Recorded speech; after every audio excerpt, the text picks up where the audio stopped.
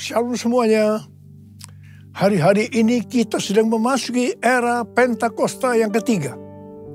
Pencurahan api Roh Kudus dari Pentakosta ketiga yang dahsyat sudah dimulai.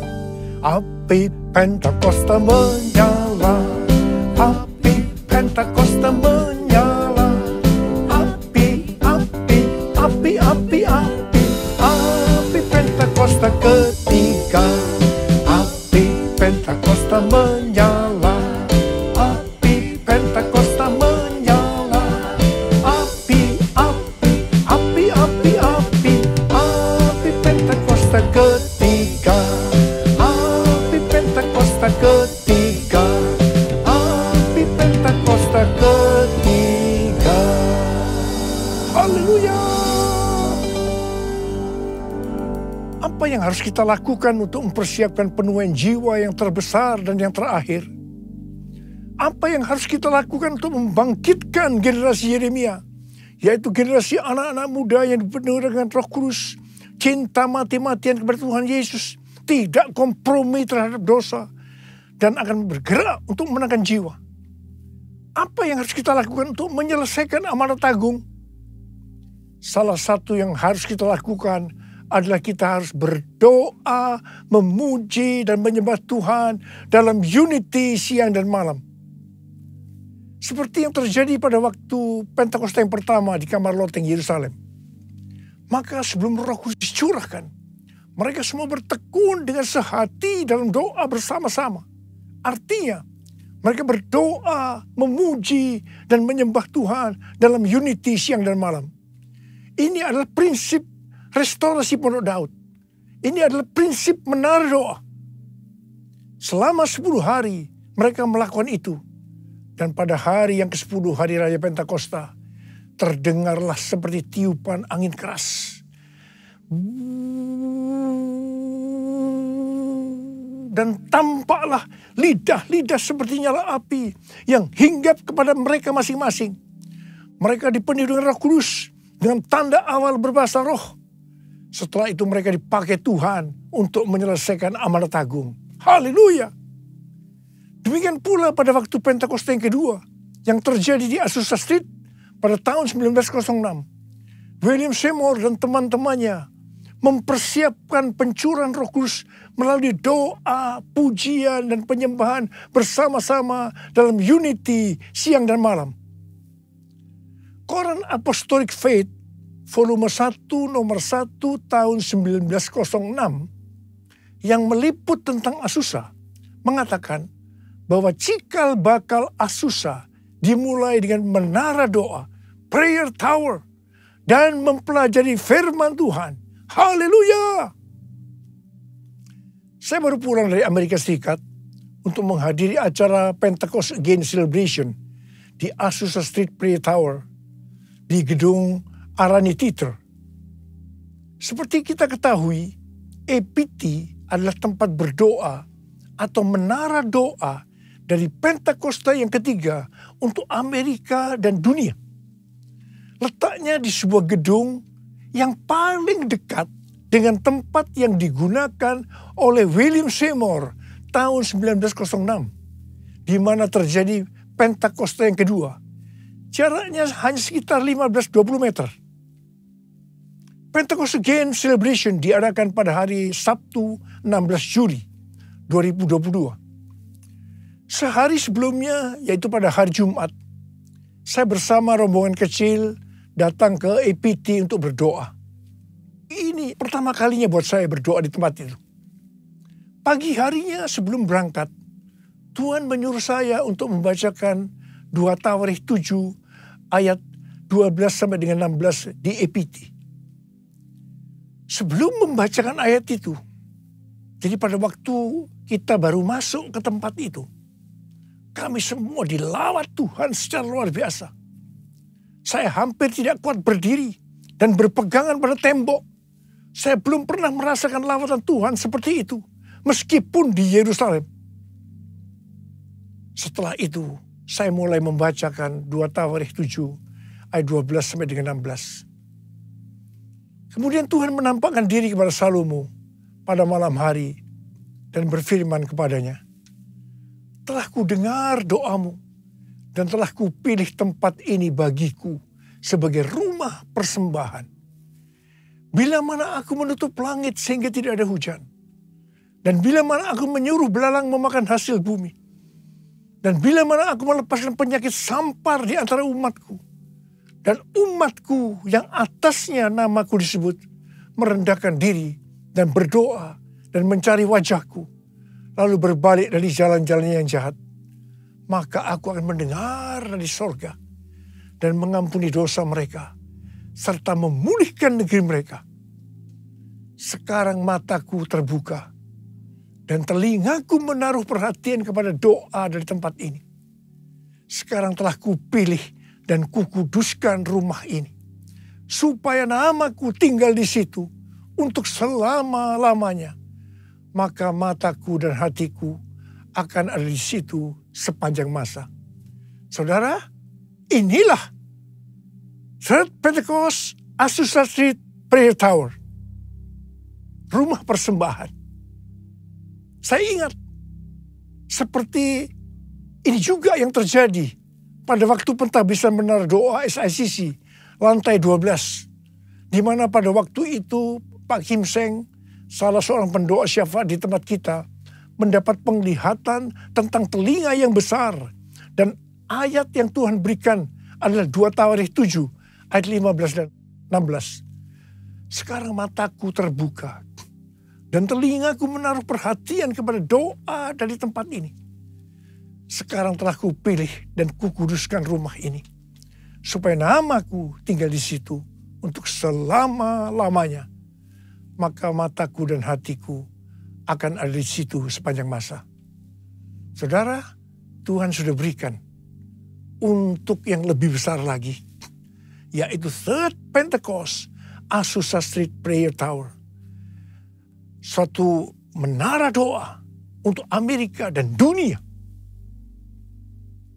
Pada acara Pentecost Again Celebration, kami bertiga, yaitu saya, Tim Hill sebagai Ketua Umum Church of God, dan Billy Wilson sebagai Co-Chair Global dari Empower 21, sekaligus Presiden Oral Roberts University dan Pentecostal World Fellowship, mengurapi EPT.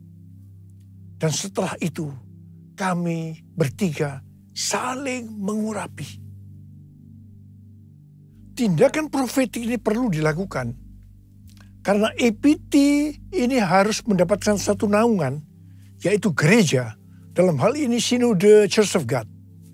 Tetapi kalau hanya Church of God saja, ini terlalu kecil, karena harus menjangkau dari denominasi yang lain. Karena itu ada Empower 21, di mana ini merupakan jaringan yang akan menyatukan seluruh denominasi yang ada. Dan itu penting kita lakukan. Dan ini sudah kita lakukan. Haleluya! Api Pentakosta menyala. Api Pentakosta menyala. Api, api, api, api, api. Api Pentakosta ketiga. Api Pentakosta menyala. Api Pentakosta menyala. Api, api, api, api, api. Api Pentakosta ketiga. Api Pentakosta ketiga. Api Pentakosta ketiga. Haleluya! Pada zaman Elia, orang Israel bertobat karena melihat api Tuhan turun setelah Elia berdoa. Sebelum berdoa, ada 3 hal yang dilakukan oleh Elia. Hal yang pertama, Elia membuat mezbah yang disusun dari 12 batu yang melambangkan 12 suku Israel. Ini berbicara tentang unity. Sesuai dengan Yohanes 17 yang merupakan doa Tuhan Yesus. Dikatakan unity adalah faktor utama untuk terjadinya penuaian jiwa. Hal yang kedua, Elia mempersembahkan lembu yang dipotong-potong, yang diletakkan di atas kayu bakar, di atas mezbah itu. Ini berbicara tentang mempersembahkan korban.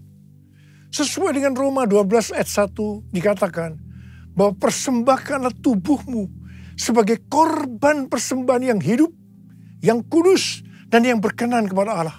Itu adalah ibadahmu yang sejati. Dan hal yang ketiga, Elia menyuruh mengambil 4 buyung yang diisi air sampai penuh. Kemudian disiramkan ke atas korban persembahan tadi. Dan diulangi sebanyak 3 kali. Jadi artinya sebanyak 12 buyung air. Air berbicara tentang sesuatu yang mahal harganya. Mungkin pada waktu itu air lebih mahal dari emas. Karena saat itu bangsa Israel sedang mengalami musim kering selama 3,5 tahun. Ini berarti Tuhan mengajarkan kepada kita agar kita harus mempersembahkan sesuatu yang mahal harganya bagi kita. Itu bisa berupa uang, waktu, hobi, harga diri, pengampunan, dan lain-lain. Setelah melakukan 3 hal tadi, Elia berdoa dan berkata kepada Tuhan, "Ya Tuhan, Allah Abraham, Ishak, dan Israel, pada hari ini biarlah diketahui orang bahwa Engkaulah Allah di tengah-tengah Israel, dan bahwa aku ini adalah hamba-Mu, dan bahwa atas firman-Mu lah aku melakukan segala perkara ini. Jawablah aku ya Tuhan, jawablah aku.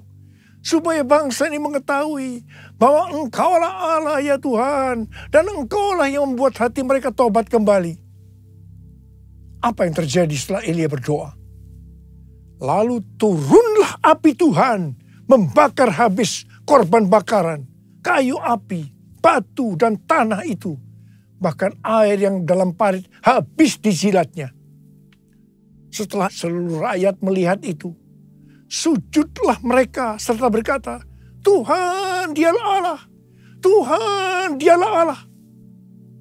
Jadi kalau kita mau melihat api Roh Kudus dari Pentakosta ketiga yang dahsyat dicurahkan, maka kita harus berdoa seperti Elia berdoa.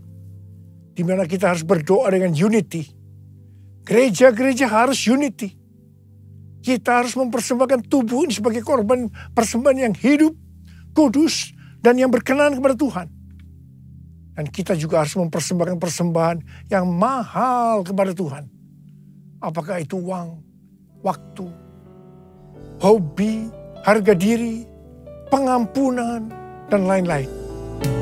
Bapa, ku persembahkan tubuhku sebagai persembahan yang hidup, kudus, dan yang berkenan padamu, sebagai ibadah yang sejati.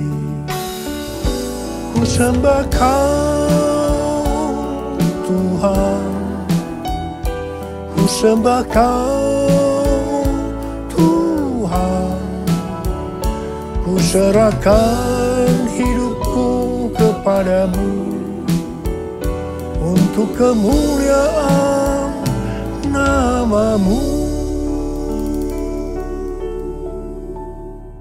Maliahi 3 ayat 1 sampai dengan 4 berkata, "Lihat, aku menyuruh utusanku supaya ia mempersiapkan jalan di hadapanku.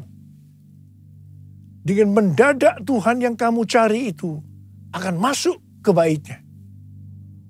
Malaikat perjanjian yang kamu kehendaki itu, sesungguhnya ia datang." Firman Tuhan semesta alam. Siapakah yang dapat tahan akan hari kedatangannya? Dan siapakah yang dapat tetap berdiri apabila ia menampakkan diri? Sebab ia seperti api tukang pemurni logam, dan seperti sabun tukang penatu.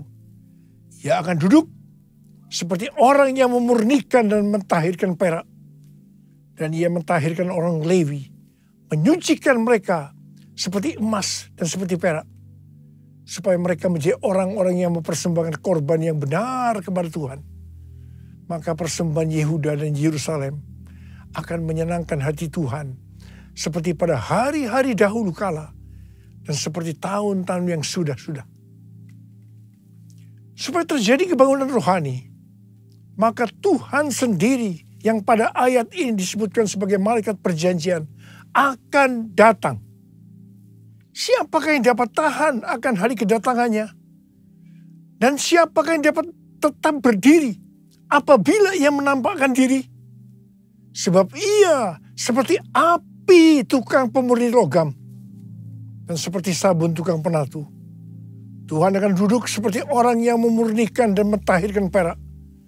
Tuhan akan menyucikan orang-orang Lewi yang dapat diartikan gereja Tuhan, supaya mereka menjadi orang-orang yang mempersembahkan korban yang benar kepada Tuhan. Persembahan mereka akan menyenangkan hati Tuhan, seperti yang dulu pernah terjadi. Kalau kita ingat awal dari gereja kita GBI Gatot Subroto ini pada awal tahun 90-an, maka pada saat itu terjadi kebangunan rohani yang dahsyat. Praise and worship di Karsa Pemuda membuat banyak orang bertobat. Mereka menjadi murid dan dipakai Tuhan secara luar biasa. Tetapi dengan berjalannya waktu, keadaan yang seperti itu mulai memudar. Hari-hari ini kita di era Pentakosta yang ketiga. Tuhan kembali mencurahkan api yang memurnikan gerejanya, supaya hidup mereka benar di hadapan Tuhan. Doa, pujian, dan penyembahan mereka menyenangkan hati Tuhan, seperti yang terjadi pada waktu itu. Harap dicatat bahwa kebangunan rohani, penuaian jiwa, itu dimulai dengan pemurnian. Memang ini menyakitkan, tetapi hasilnya akan luar biasa. Api Roh Kudus Pentakosta ketiga sedang turun untuk memurnikan kita, gerejanya. Beri api, beri hujan, seperti yang Kau janjikan, berhembus Roh Kudus, beri kuasa urapan-Mu sekarang. Beri api, beri hujan, seperti yang Kau janjikan, berhembus Roh Kudus, beri kuasa urapan-Mu sekarang. Beri kuasa urapan-Mu sekarang. Beri kuasa urapan-Mu sekarang. Ketika Paulus dalam perjalanan ke Roma sebagai orang hukuman, kapal yang dinaikinya dihantam badai yang menyebabkan kapal itu rusak. Tetapi 276 orang penumpangnya selamat karena Paulus. Mereka semua berenang ke pantai dan ternyata itu Pulau Malta. Penduduk pulau itu sangat ramah.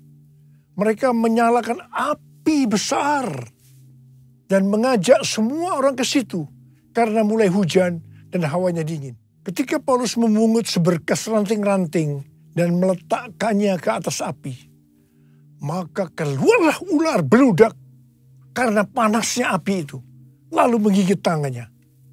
Ketika orang melihat ular itu terpaut pada tangan Paulus, mereka berkata seorang kepada yang lain, orang ini pasti seorang pembunuh.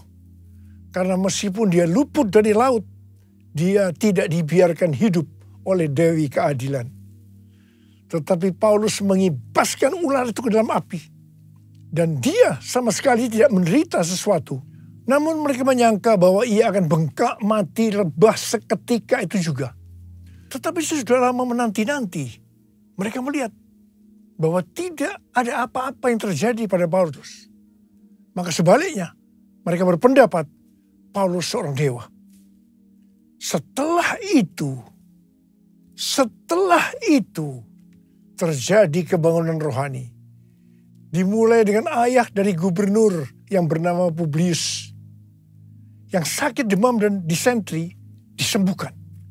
Kemudian orang-orang sakit datang ke Paulus dari pulau itu. Dan mereka disembuhkan. Kebangunan rohani terjadi. Haleluya. Apa yang hendak Tuhan katakan kepada kita melalui kisah ini? bahwa dengan adanya api yang besar, ular keluar menampakkan diri. Ular mencoba menggigit, tetapi justru dikebaskan oleh Paulus dalam api, sehingga ularnya mati. Ular tadi mencoba menggigit Paulus supaya Paulus mati. Tetapi yang terjadi sebaliknya, justru Paulus hidup dan ularnya mati. Dan orang-orang justru menganggap Paulus adalah dewa. Api yang besar ini berbicara tentang api Roh Kudus yang besar dari Pentakosta yang ketiga sedang turun. Dan ini akan membuat ular atau iblis akan menampakkan diri karena tidak tahan dengan panasnya api. Artinya pekerjaannya akan ditelanjangi. Iblis masih mencoba untuk menggigit atau merusak pekerjaan Tuhan. Tetapi tidak akan berhasil selama gereja Tuhan berkarakter seperti Tuhan Yesus. Bahkan pekerjaan iblis yang merusak akan dihancurkan. Haleluya! Selama ini mungkin kita bertanya-tanya, apa sebenarnya menghambat perkembangan dari pekerjaan Tuhan? Tetapi setelah api Roh Kudus yang besar dari Pentakosta ketiga sedang turun, semuanya akan menjadi jelas. Pekerjaan iblis akan ditelanjangi dan kita akan tahu dengan jelas apa sebenarnya penyebab dari penghambat pekerjaan Tuhan selama ini. Selain hal-hal di atas, Tuhan juga mengingatkan kita untuk melakukan seperti yang dituliskan oleh Daud dalam Mazmur 18 ayat 21 sampai dengan 27. Tuhan memperlakukan aku sesuai dengan kebenaranku. Ia membalas kepadaku sesuai dengan kesucian tanganku. Sebab aku tetap mengikuti jalan Tuhan. Dan tidak berlaku fasik terhadap arahku. Sebab segala hukumnya ku perhatikan. Dan ketetapannya tidaklah kujauhkan daripadaku. Aku berlaku tidak bercela di hadapannya. Dan menjaga diri terhadap kesalahan. Karena itu Tuhan membalas kepadaku sesuai dengan kebenaranku. Sesuai dengan kesucian tanganku di depan matanya. Terhadap orang yang setia, engkau berlaku setia. Terhadap orang yang tidak bercela, engkau berlaku tidak bercela. Terhadap orang yang suci, engkau berlaku suci. Tetapi terhadap orang yang bengkok, engkau berlaku belat-belit. Saya mau berpesan kepada saudara. Jangan main-main dengan Tuhan. Kalau kita sampai dibelat-beliti Tuhan karena kita berlaku bengkok, saya tidak bisa membayangkan apa yang akan terjadi. Karena itu, mari saya akan mengajak saudara untuk berkata bersama-sama, Tuhan, katakan, Tuhan, aku mau berlaku setia. Tuhan, aku mau berlaku tidak bercela. Tuhan, aku akan berlaku suci kepada Tuhan. Ingat, Tuhan Yesus datang segera. Maranatha. Mari angkat tangan saudara. Nyanyikan bersama saya. Ujilah aku Tuhan. Cobalah aku Tuhan. Selidiki batinku dan hatiku. Mataku tertuju padamu. Aku cinta padamu Tuhan. Aku rindu hadirat-Mu Tuhan. Aku ingin selalu dekat padamu. Menikmati kehadiran-Mu. Nyanyi Hosana bagi Rajaku yang duduk di tahta. Aku muliakan dan ku agungkan Kaulah disembah. Ku nyanyi hosana, ku nyanyi hosana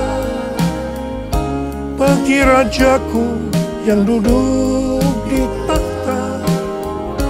Aku muliakan dan ku agungkan, Kau layak disembah, Kau layak disembah, Kau layak disembah.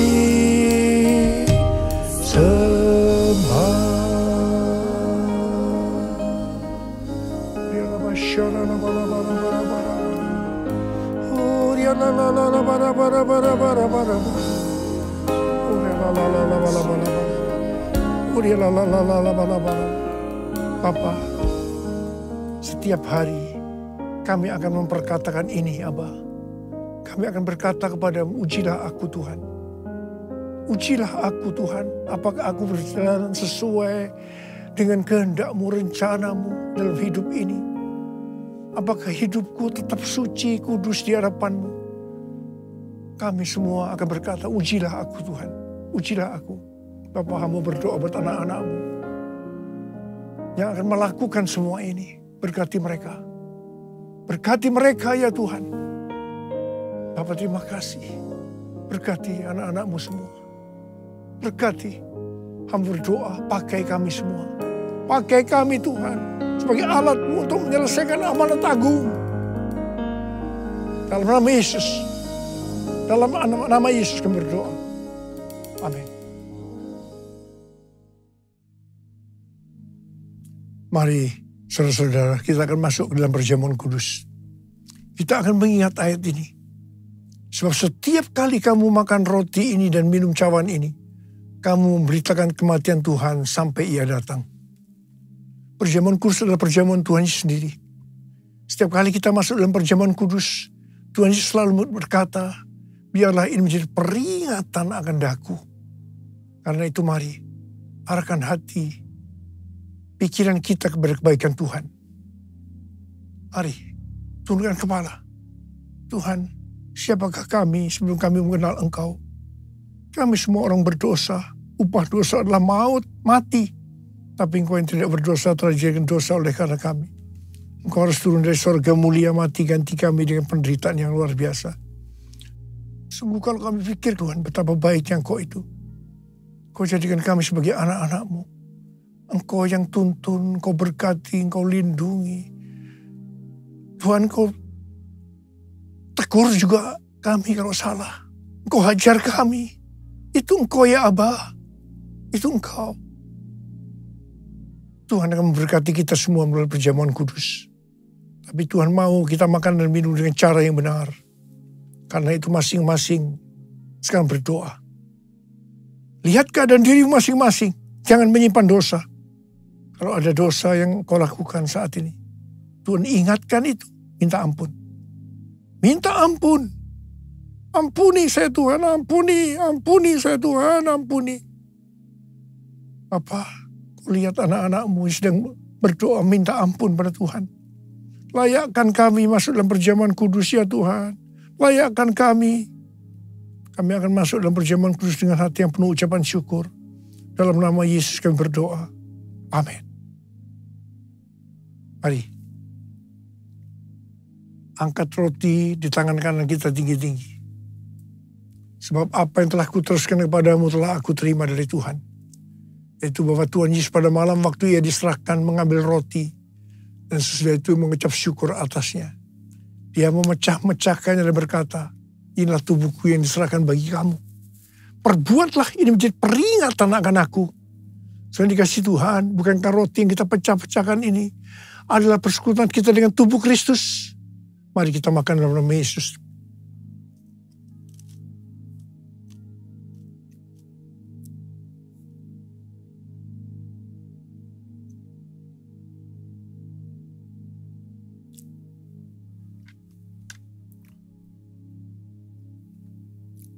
Angkat cawan di tangan kanan kita tinggi-tinggi.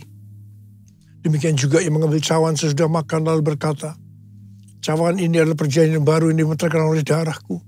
Perbuatlah ini setiap kali kamu meminumnya, menjadi peringatan akan aku. Sudah dikasih Tuhan.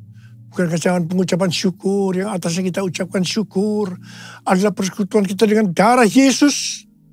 Mari kita minum dalam nama Yesus.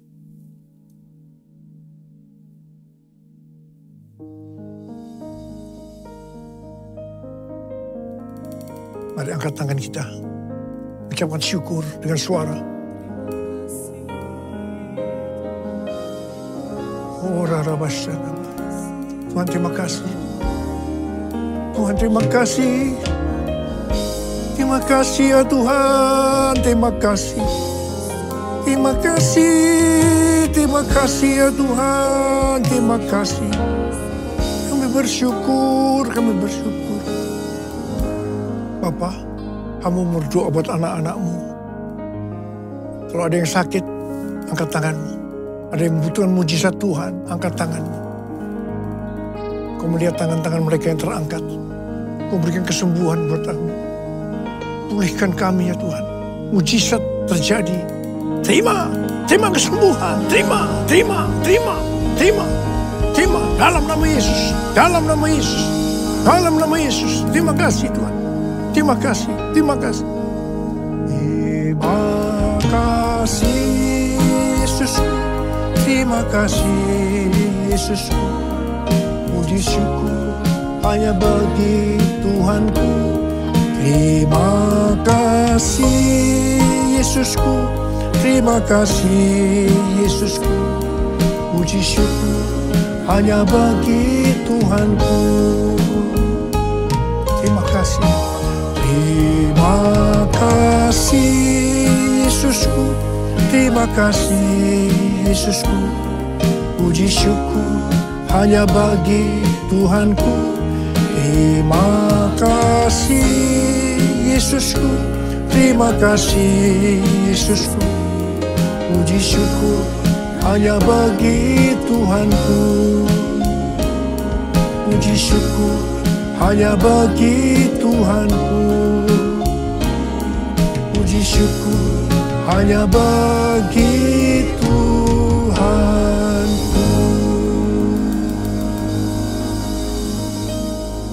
Angkat tangan saudara, terimalah berkat Tuhan. Kasih karunia yang berlimpah-limpah daripada Allah Bapa dalam Anak yang tunggal Yesus Kristus. Persekutuan yang manis dengan Roh Kudus menyertai saudara sekalian mulai hari ini. Sampai Tuhan Yesus datang menjemput kita di awan-awan. Dan bahkan sampai selama-lamanya. Yang percaya bersama-sama katakan, Amin.